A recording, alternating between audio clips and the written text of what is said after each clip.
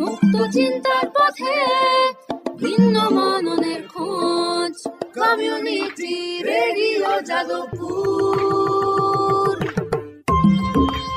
আপনারা শুনছেন community radio Jadavpur 90.8 megahertz. এই বেতার সম্প্রচারটি যাদবপুর বিশ্ববিদ্যালয়ের technical education quality improvement programme TEQIP-র অংশ। নমস্কার, তুমি শুনছো কমিউনিটি রেডিও JU 90.8 মেগাহার্টজ। তোমার সঙ্গে রয়েছি আমি, তোমার বন্ধু ঈশান, এবং আজকে আমাদের আবৃত্তির আসর এই অনুষ্ঠানে আমার সঙ্গে স্টুডিওতে আমি পেয়ে গেছি আমার অত্যন্ত পছন্দের একজন আবৃত্তি শিল্পী, অতুলিতা ব্যানার্জি। অতুলিতা আমার অত্যন্ত পছন্দের শিল্পী, সেটা আমি আগেই বললাম। দেশে এবং বিদেশে ও নানা রকমের কাজ করেছে আবৃত্তি নিয়ে এবং মানুষের মন জয় করেছে। আজকে অতুলিতাকে আমরা পেয়ে গেছি স্টুডিওতে, এটা আমাদের খুব আনন্দের। আমি যেটা সবসময় বলে থাকি আমার শ্রোতা বন্ধুদের, যে আমার পক্ষে আমার অতিথিদের সঙ্গে খুব ফর্ম্যালিটি করাটা একটু মুশকিল, কারণ তারা আমার খুব পছন্দের মানুষ, খুব কাছের মানুষ, এবং তারা আমার সঙ্গে মানে এতটাই তাদের সঙ্গে আমার একটা ইনফর্মাল সম্পর্ক যে খুব আলাদা করে একটা অফিসিয়াল ফর্ম্যালিটি করাটা একটু ডিফিকাল্ট। বাট নেভারদ্যালেস আজকে নিশ্চয়ই একটা ওয়ার্ম ওয়েলকাম জানাবো আলাদা করে আমি অতুলিতাকে। অতুলিতা, ওয়েলকাম টু আওয়ার স্টুডিও। আমাদের যাদবপুর বিশ্ববিদ্যালয়ের এই কমিউনিটি রেডিও স্টেশনে তোমাকে স্বাগত।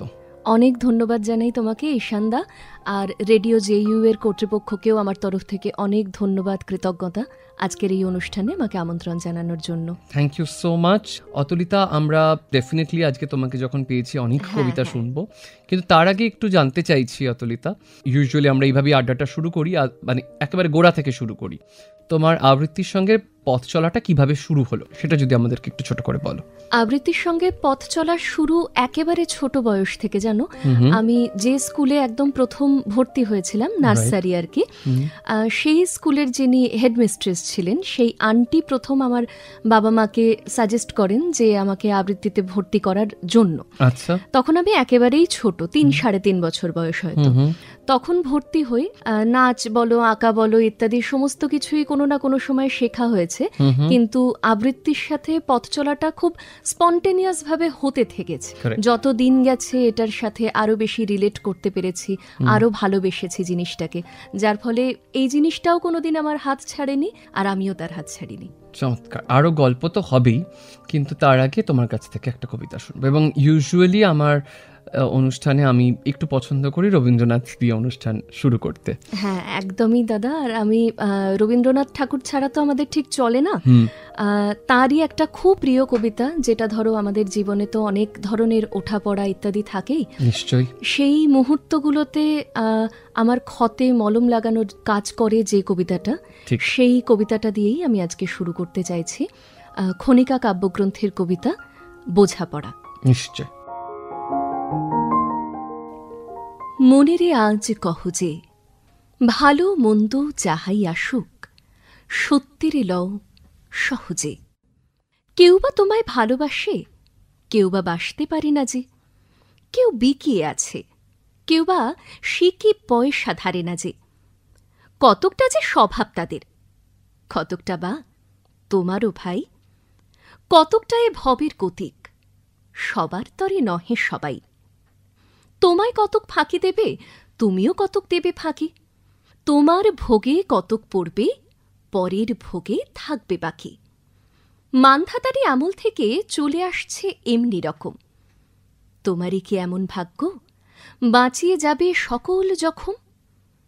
মনেরে আজ কহ যে, ভালো মন্দ যাহাই আসুক, সত্যেরে লও সহজে। অনেক ঝঞ্ঝা কাটিয়ে বুঝে এলে সুখের বন্দরেতে। জলের তলে পাহাড় ছিল, লাগলো বুকের অন্তরেতে। মুহূর্তেকে পাঁজরগুলো উঠল কেঁপে আর তো রবে। তাই নিয়ে কি সবার সঙ্গে ঝগড়া করে মরতে হবে? ভেসে থাকতে পারো যদি, সেইটে সবার চেয়ে শ্রেয়। না পারো তো বিনা বাক্যে টুপ করিয়া ডুবে যেও। এটা কিছু অপূর্ব নয়, ঘটনা সামান্য খুবই। শঙ্কা যেথায় করে না কেউ, সেইখানে হয় জাহাজ ডুবে। মনেরে তাই কহ যে, ভালো মন্দ যাহাই আসুক, সত্যের লও সহজে। তোমার মাপে হয়নি সবাই, তুমিও হওনি সবার মাপে। তুমি মরো কারো ঠেলায়, কেউ বা মরে তোমার চাপে। তবু ভেবে দেখতে গেলে এমনি কিসের টানাটানি? তেমন করে হাত বাড়ালে সুখ পাওয়া যায় অনেকখানি। আকাশ তবু সুনীল থাকে, মধুর ঠেকে ভোরের আলো। মরণ এলে হঠাৎ দেখে মরার চেয়ে বাঁচাই ভালো। যাহার লাগি চক্ষু বুঝে বহিয়ে দিলাম অশ্রু সাগর, তাহারে বাদ দিয়েও দেখে বিশ্বভুবন মস্ত ডাগর।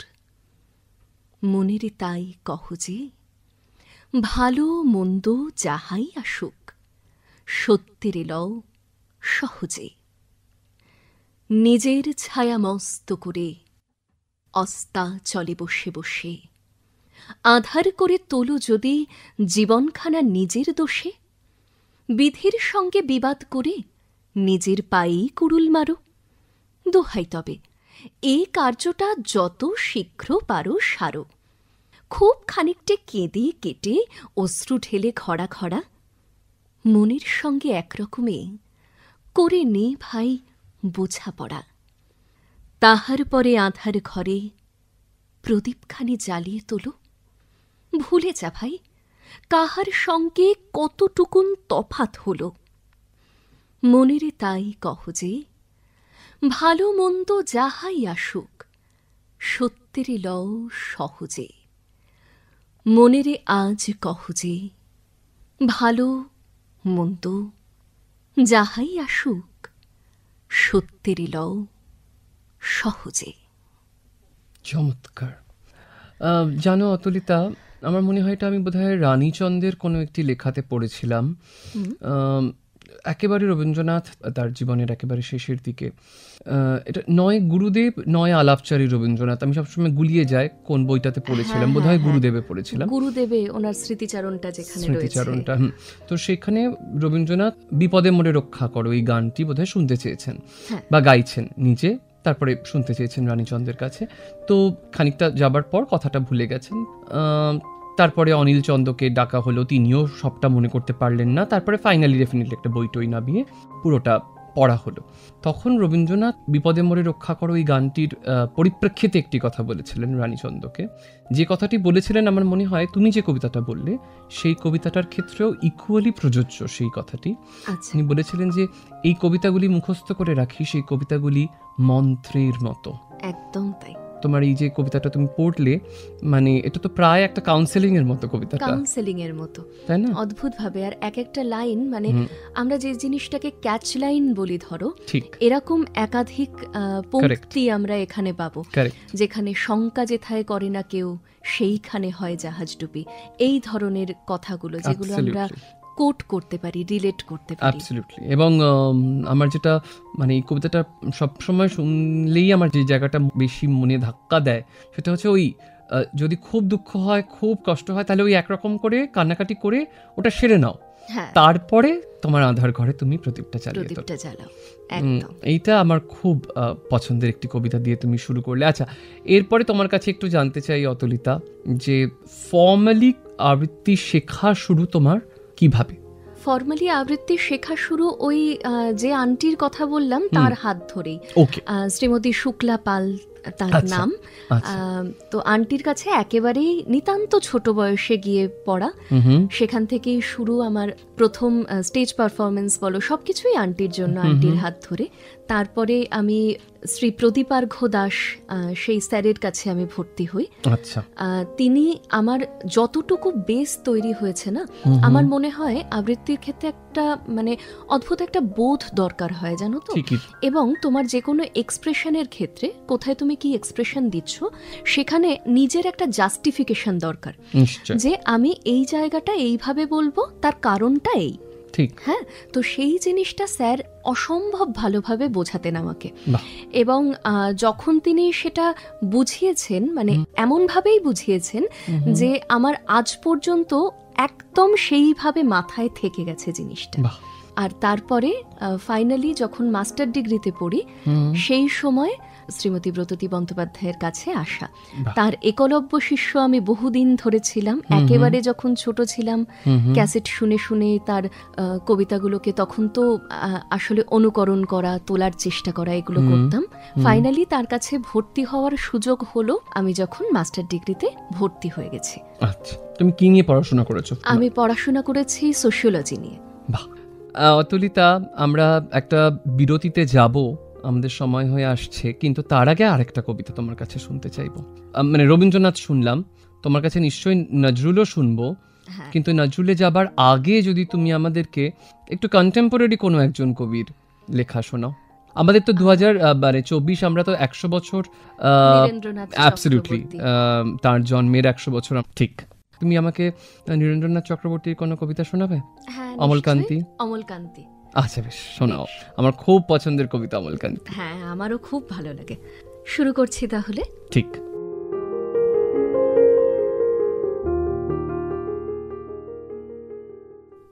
অমলকান্তি আমার বন্ধু।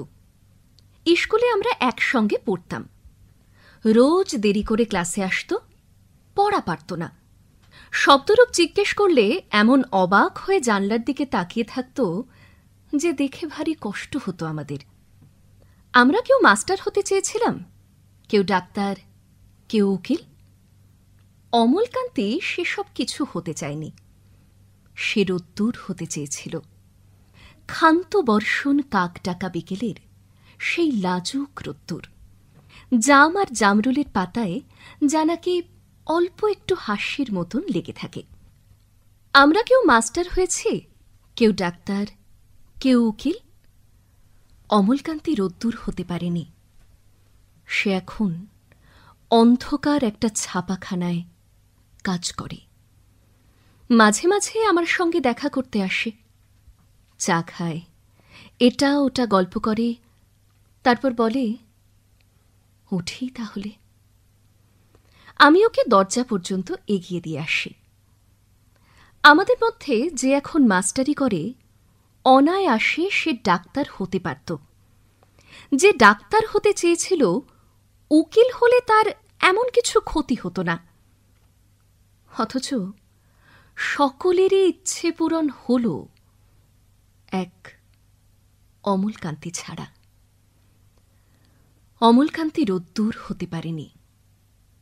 সেই অমলকান্তি রোদ্দুরের কথা ভাবতে ভাবতে যে একদিন রোদ্দুর হয়ে যেতে চেয়েছিল। মুক্ত চিন্তার পথে ভিন্ন মননের খোঁজ, কমিউনিটি রেডিও যাদবপুর। আপনারা শুনছেন কমিউনিটি রেডিও যাদবপুর 90.8 মেগাহার্টজ। এই বেতার সম্প্রচারটি যাদবপুর বিশ্ববিদ্যালয়ের technical education quality improvement programme TEQIP-র অংশ। শুনছো কমিউনিটি রেডিও JU 90.8 মেগাহার্টজ। অতুলিতার কাছে চলে যাই। অতুলিতার কাছে কবিতা শুনলাম। অতুলিতা, নীরেন্দ্রনাথ চক্রবর্তীর অমলকান্তি আমার খুব পছন্দের একটি কবিতা তুমি শোনালে। এবার আমি তোমার কাছে একটা জিনিস একটু জানতে চাইছি। বলো। তোমার প্রজন্মের যারা আবৃত্তি শিল্পী, যাদেরকে তুমি দেখছো, যাদের সঙ্গে তুমি একসঙ্গে কাজ করছো, শুনছো, তোমার কি মনে হচ্ছে যে তোমার প্রজন্মের যারা, বা আমাদের থেকে ধরো আরেকটু ছোট যারা আবৃত্তি চর্চা করছে, তাদের কাছে আবৃত্তি শেখাটা বা আবৃত্তি চর্চা করাটা একটা সফট অপশন হিসেবে উঠে আসছে? তোমার কি এটা মনে হয় কখনো?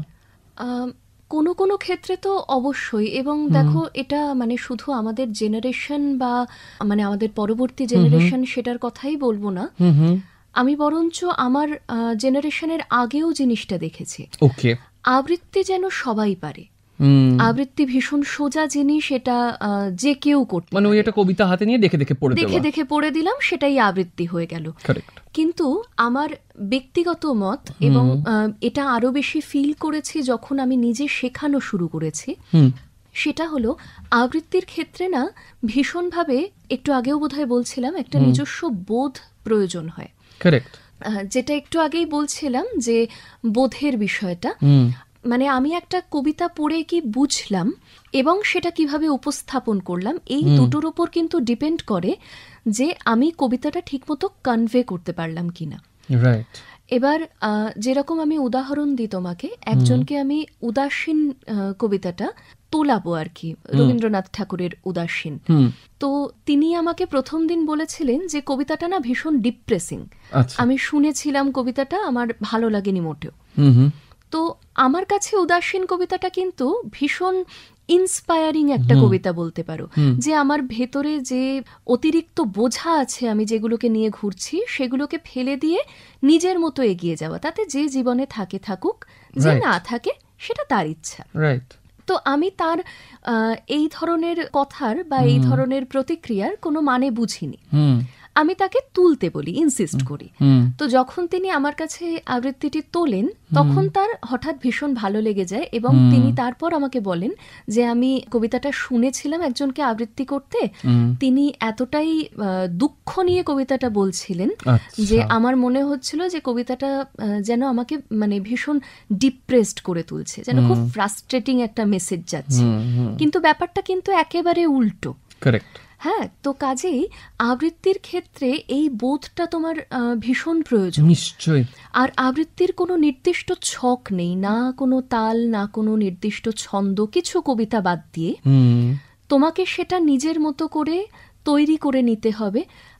এবার মানে গানের ক্ষেত্রে যেরকম একটা প্রায় একটা প্রেসক্রিপশনের মতো আমরা পেয়ে যাই, প্রেসক্রিপশনের মতন একটা নির্দিষ্ট ছক তোমাকে ছকের মধ্যে ফেলে দিতে হবে, তাতেও সেই লিমিটটুকুর মধ্যে থেকে আমার যা এক্সপ্রেশন দেওয়ার। হ্যাঁ, কিন্তু আবৃত্তির ক্ষেত্রে যেহেতু বাঁধা ধরা কোনো গণ্ডি নেই, সেই জন্য বিষয়টা আমি কতটুকু করতে পারি আর কোনখানে আমার থেমে যাওয়া দরকার, সেই জিনিসটা, সেই বাউন্ডারিটা মানুষ অনেক সময় বুঝতে ভুল করেন।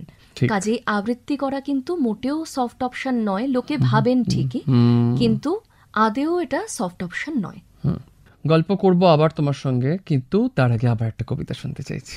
একদম। এবার নজরুল ইসলাম নিশ্চয়ই, আমাদের নজরুল ইসলাম শোনা বাকি রয়েছে। ঠিক। নজরুল ইসলামের কবিতাটা আমি একটু অন্যভাবে শোনাবো। হ্যাঁ, আমি ওনার আগমনী কবিতাটার একটা নির্বাচিত অংশ শোনাবো। আর তার আগে আমরা যে মহিষাসুরমর্দিনী শুনি, সেই মহিষাসুরমর্দিনীর সেখানে ব্যবহৃত একটি শ্লোক, সেটার একটা নির্বাচিত অংশ তার শুরুতে করে তারপর আগমনী কবিতার ওই অংশটাতে যাব। শুরু করছি তাহলে। জটাজূট সমায়ুক্তং অর্ধেন্দুকৃত শেখরম লোচনত্রয় সংযুক্তং পূর্ণেন্দু সদৃশাননাম অতশী পুষ্পবর্ণাভ্যাং সুপ্রতিষ্ঠাং সুলোচনাম নবযৌবন সম্পন্নাম সর্বাভরণভূষিতাম শুচারুদশনাং তদ্বৎ পীনোন্নতপয়োধরম ত্রিভঙ্গস্থান সংस्थानां महिषासुरमर्दिनीं मृणालायतः संस्पर्शदसबाहु समन्वितां त्रिशूलं दक्षिणे ध्येयं खड्गं चक्रं क्रमादधः तीक्ष्णबाणं तथा शक्तिं दक्षिणे सुविचिन्तयेत् खेटकं पूर्णचापञ्च পাশমঙ্কুশমেব চ। আজ রণরঙ্গিনী জগৎ মাতার দেখ মহারণ, 10 দিকে তার 10 হাতে বাজে 10 প্রহরণ। পদতলে লুটে মহিষাসুর, মহামাতা ওই সিংহবাহিনী, জানায় আজিকে বিশ্ববাসীকে শাশ্বত নহে দানব শক্তি, পায়ে পিষে যায় শির পশুর। নাই দানব নাই অসুর, চাই নেশুর চাই মানব, বরা ভয়ে বাণী ওই রে কার, শুনি নহে হই রই এবার। ওঠ রে ওঠ, ছোট রে ছোট, শান্ত মন ক্ষান্ত রণ, খোল তোরণ চল বরণ, করব মায় ডরব কায়, ধরব পায় কার সে আর, বিশ্বমাই পার্শ্বে যার। আজ আকাশ ডোবানো নেহারি তাহারি চাওয়া, ওই শেফালিকা তলে কে বালিকা চলে, কেশের গন্ধ আনিছে আশ্বিন হাওয়া। এসেছে রে সাথে উৎপলাক্ষী, চপলা কুমারী কমলা ওই, সরসী জনিভ শুভ্র বালিকা, এলো বিনা পানি অমলা ওই। এসেছে গণেশ, এসেছে মহেশ, বাসরে বাস জোর উচ্ছ্বাস, এলো সুন্দর সুর সেনাপতি, সব মুখে যে চেনা চেনা অতি, বাসরে বাস জোর উচ্ছ্বাস। হিমালয় জাগো, ওঠো আজি, তব সীমালয় হোক, ভুলে যাও শোক, চোখে জল বোক শান্তির, আজি শান্তি নিলয় এ আলয় হোক। ঘরে ঘরে আজি দীপ চলুক, মার আবাহন গীত চলুক, দীপ জ্বলুক গীত চলুক, দীপ জ্বলুক গীত চলুক, আজ কাপুক মানব কল কল্লোলে, কিশলয়ে সমনিখিল বোম, স্বাগতম স্বাগতম মাতরম মাতরম। ওই ওই ওই বিশ্বকণ্ঠে বন্দনা বাণী লুণ্ঠে, বন্দে মাতরম বন্দে মাতরম বন্দে মাতরম। বাহ, চমৎকার! এটাও আমার খুব পছন্দের একটি কবিতা, এবং তুমি যে নির্বাচিত অংশটি শোনালে, এই অংশটি আমি সাধারণত যখন পারফর্ম করি, এই অংশটি পারফর্ম করি, আমার খুব পছন্দের।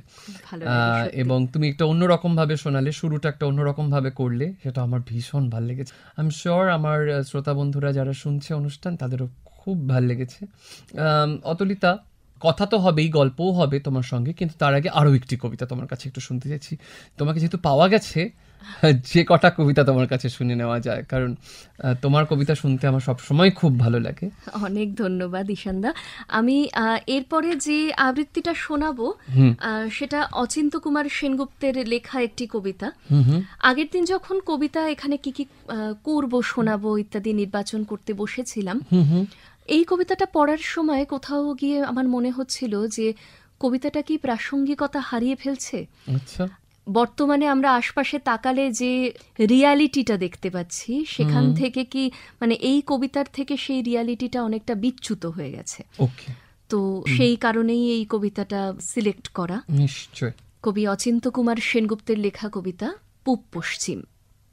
তোমার শীতললক্ষা আর আমার ময়ূরাক্ষী, তোমার ভৈরব আর আমার রূপনারায়ণ, তোমার কর্ণফুলী আর আমার শিলাবতী, তোমার পায়রা আর আমার পিয়ালি, এক জল এক ঢেউ এক ধারা, একই শীতল অতল অবগাহন, শুভদায়িনী শান্তি।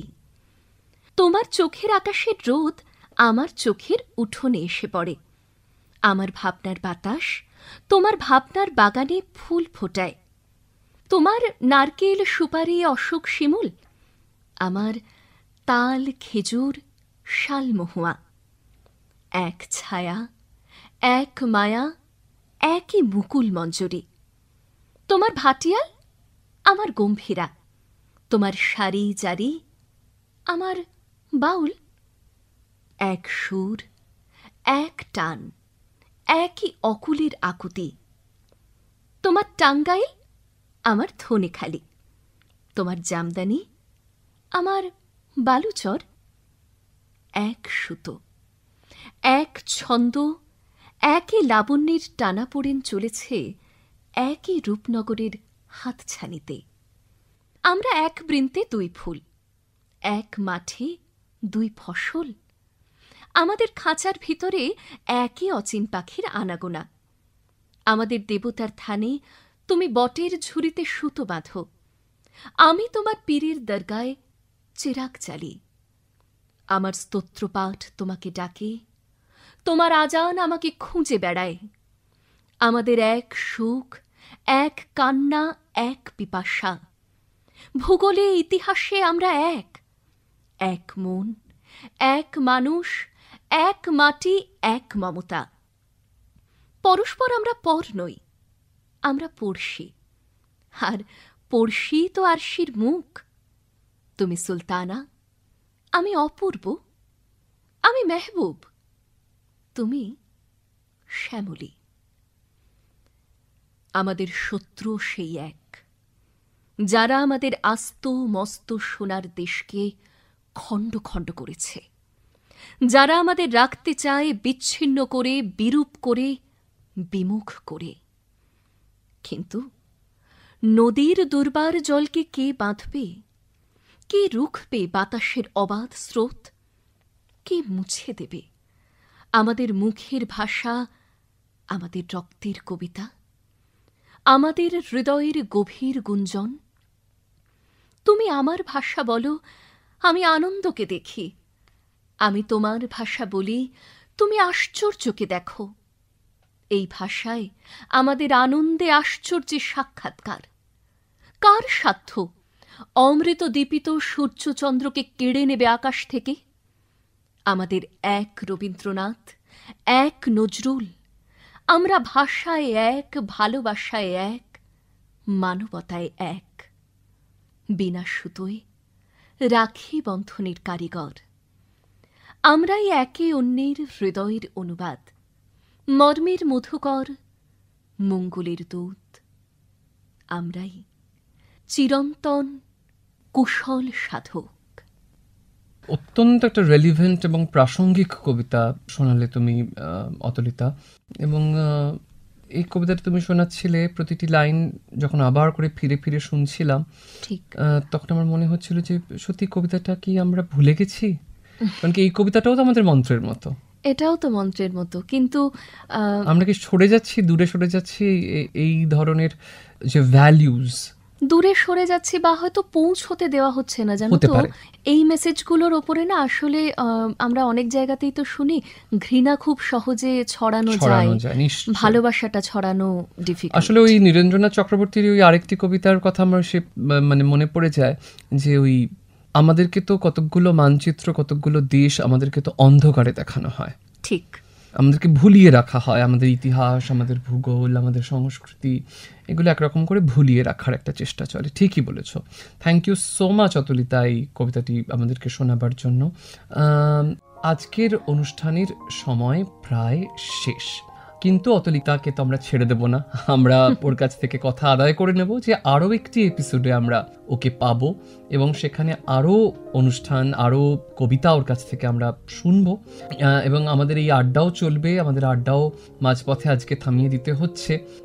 একটু ফোন নাম্বারটা জানিয়ে দিই তোমাকে বন্ধু, 24572620। আমাদের মেইল করতে পারো radio.staff@jadavpuruniversity.in. I repeat, radio.staff@jadavpuruniversity.in. এখানে আমাদেরকে মেল করতে পারো, অথবা আমাদেরকে ইউটিউবে যোগাযোগ করতে পারো। আমাদের radio JU official YouTube channel, সেখানে আমাদের অনুষ্ঠান শুনতে পারো, কমেন্ট করতে পারো, কেমন লাগছে ডেফিনেটলি জানাতে পারো। ফিরে আসবো আরও একটি পর্বে, অন্য একটি পর্বে অতুলিতাকে নিয়ে এবং অতুলিতার কবিতা নিয়ে। অতুলিতা, আমাদের আজকের মতো সময় শেষ অনুষ্ঠানের। একদমই দাদা, কিন্তু পরের এপিসোডে ডেফিনেটলি তোমাকে আবার পাবো আমরা। এই কথাটুকু তোমার কাছ থেকে আমরা আদায় করে নিলাম। নিশ্চয়ই নিশ্চয়ই। বন্ধু, তুমি শুনতে থাকো, কোথাও যেও না, শুনতে থাকো, সঙ্গে রাখো community radio JU 90.8 megahertz. We listen to you.